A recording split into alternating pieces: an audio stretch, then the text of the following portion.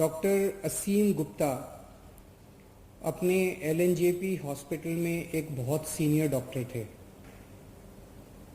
एनेस्थेलॉजिस्ट थे।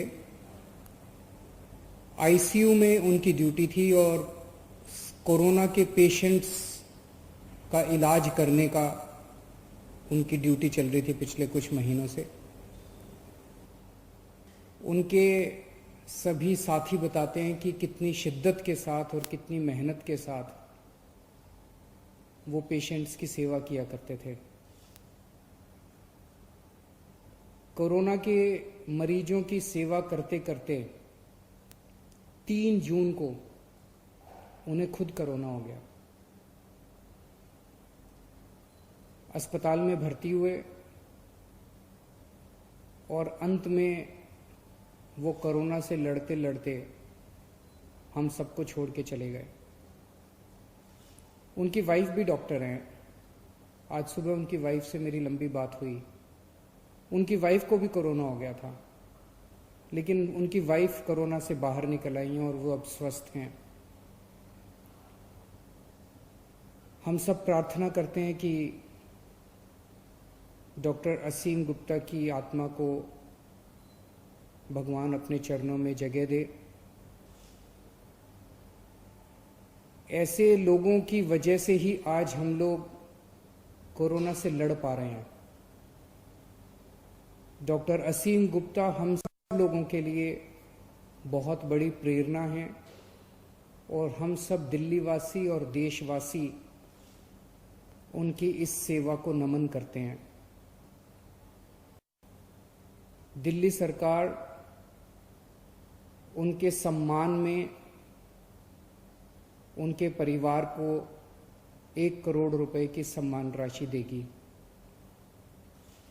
उनकी जान की कोई कीमत नहीं है। ऐसे लोग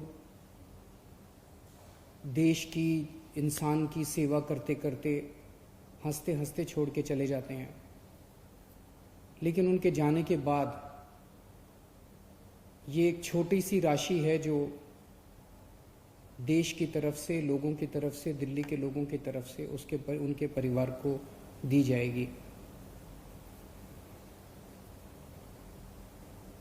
कुछ दिन पहले तक, कुछ हफ्ते पहले तक दिल्ली में बेड्स की बहुत समस्या थी।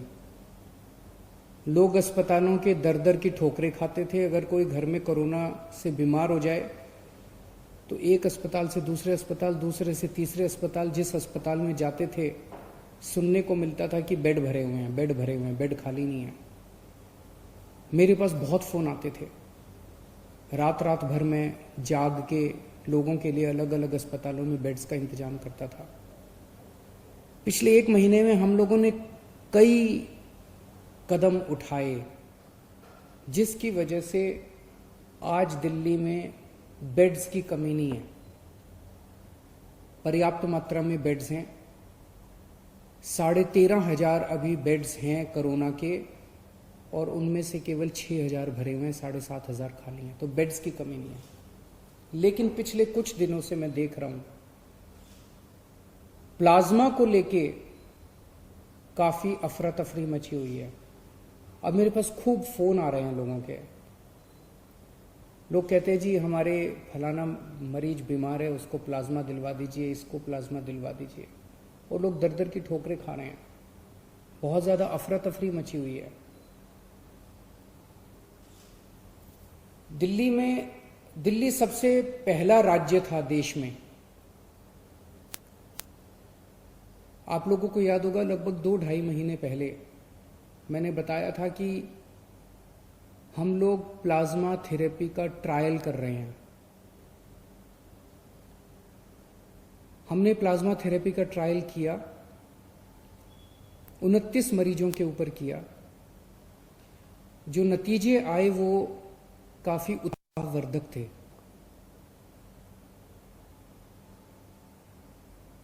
कोरोना में 2 चीजें होती हैं मरीज को। एक तो उसका ऑक्सीजन का लेवल कम हो जाता है। हमारा ऑक्सीजन का लेवल 95 होना चाहिए। ये अगर 90 पहुंच जाता है, 85 पहुंच जाता है, 80 पहुंच जाता है तो खतरनाक हो जाता है। तो एक तो ऑक्सीजन का लेवल कम हो जाता है और दूसरा रेस्पिरेशन का लेवल बहुत ज़्यादा बढ़ जाता है, सांस फूलने लगती है।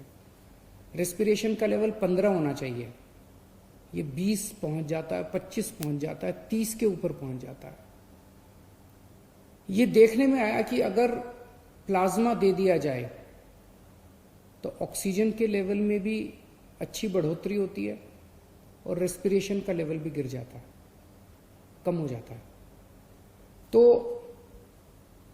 29 पेशेंट्स को हमने दिया, उसके अच्छे नतीजे आए, उसे हमने केंद्र सरकार को सौंपा और उसके आधार पर केंद्र सरकार ने दिल्ली सरकार के अस्पतालों में भी और कई प्राइवेट अस्पतालों में भी प्लाज्मा थेरेपी करने की इजाजत दी। अब प्लाज्मा थेरेपी की तो इजाजत मिल गई, लेकिन प्लाज्मा कहां से आए? प्लाज्मा वो लोग दे सकते हैं जो अभी कोरोना जिनको हुआ और वो ठीक हो गए। जिन्हें कोरोना हुआ और वो ठीक हो गए, उनके खून के अंदर एंटीबॉडीज बनती हैं जो उन्हें कोरोना से बचाती हैं। अगर उनके खून से प्लाज्मा निकाल के कोरोना के मरीज को दे दिया जाए तो कोरोना का मरीज जल्दी ठीक हो जाता है, उसके शरीर में भी एंटीबॉडीज बननी चालू हो जाती हैं। तो इस टाइम लोग प्लाज्मा लेने के लिए दर दर की ठोकरें खा रहे हैं।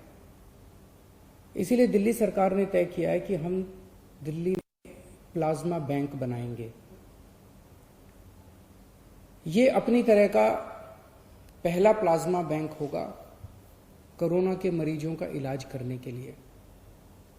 देश भर में ये शायद पहला प्लाज्मा बैंक होगा।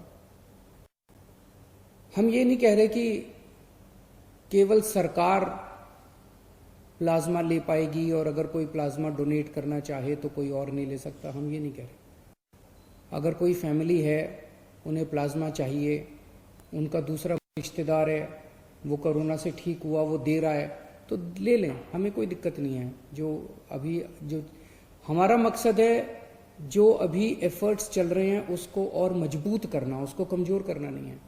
तो हम प्लाज्मा बैंक बनाएंगे, दिल्ली सरकार प्लाज्मा बैंक बनाएगी। इसकी जो भी औपचारिकताएं हैं वो पूरी कर ली गई हैं पिछले 2-3 दिन में। और इस प्लाज्मा बैंक से सभी को प्लाज्मा मिलेगा, चाहे वो सरकारी अस्पताल हो या प्राइवेट अस्पताल हो। कोई सीधे ILBS जो हमारा अस्पताल है दिल्ली सरकार का, वहां पे प्लाज्मा बैंक बनाया जाएगा।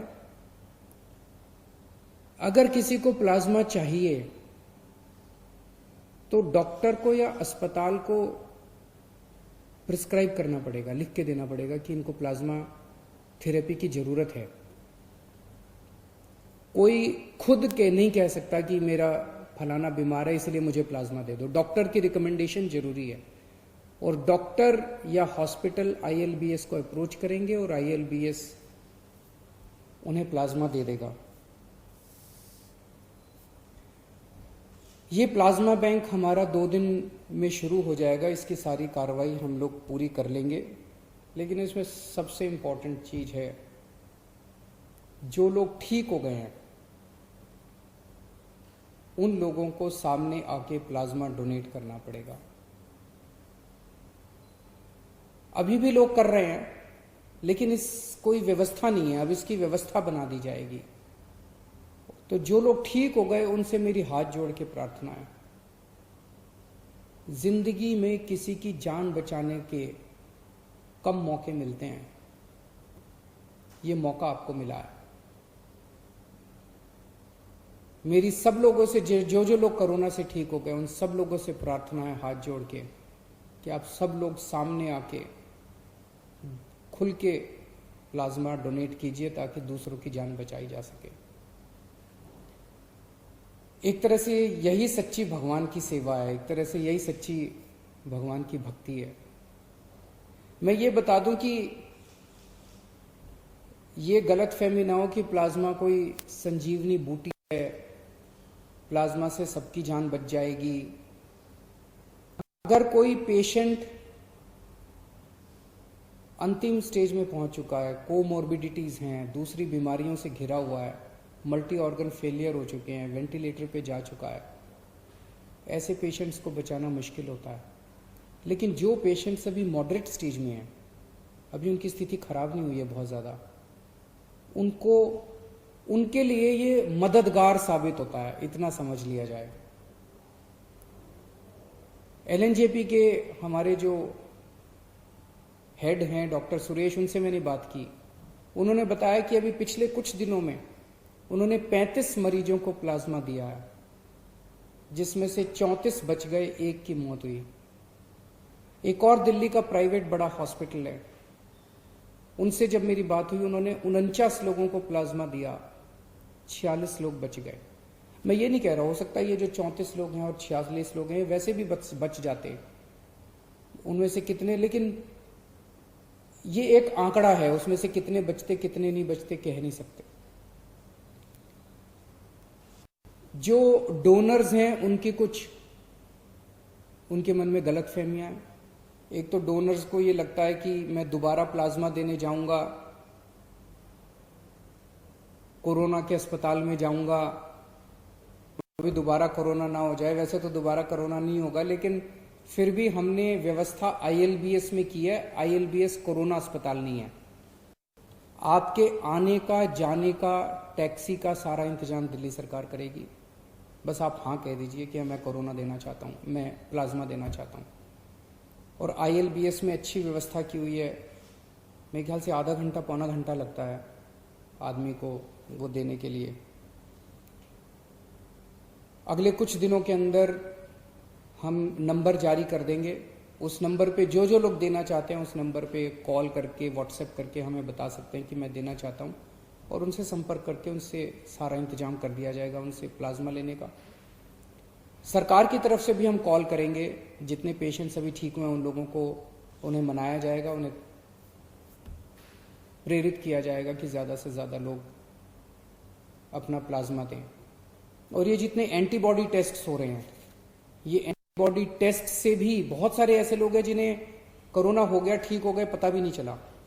एंटीबॉडी टेस्ट से पता चलेगा कि उसके अंदर एंटीबॉडीज बन रही हैं, वो कोरोना होकर ठीक हो चुका है। ऐसे भी बहुत सारे 52,000 लोग तो दिल्ली में अभी रिकॉर्ड के मुताबिक ठीक हो चुके हैं, और इसके अलावा ढेरों लोग ऐसे होंगे जो कोरोना हुआ, ठीक हो गए, उन्हें पता नहीं चला। ऐसे सब लोगों को प्रेरित किया जाएगा ताकि वो ज़्यादा से ज़्यादा प्लाज्मा दें और हम और ज़्यादा से ज़्यादा लोगों की मदद कर सकें, उनकी जान बचा सकें। और इसमें सबसे अहम भूमिका मीडिया की होगी। इसमें कोई पार्टीबाजी नहीं, कोई राजनीति नहीं है। हमें सबकी जान बचानी है, चाहे वो किसी भी धर्म का हो, किसी भी जात का हो, किसी भी पार्टी का हो। और सब में सब लोग आते हैं, तो उसमें पत्रकार भी आते हैं, उसमें सब तो मेरी मीडिया के साथियों से खास तौर से निवेदन है कि आप लोग भी कैंपेन चला के अपने अपने चैनल पे, अपने अपने मीडिया हाउस में ज़्यादा से ज़्यादा लोगों को प्रेरित करें कि वो लोग प्लाज्मा डोनेट करें और दूसरे लोगों की जान बचाएं। शुक्रिया।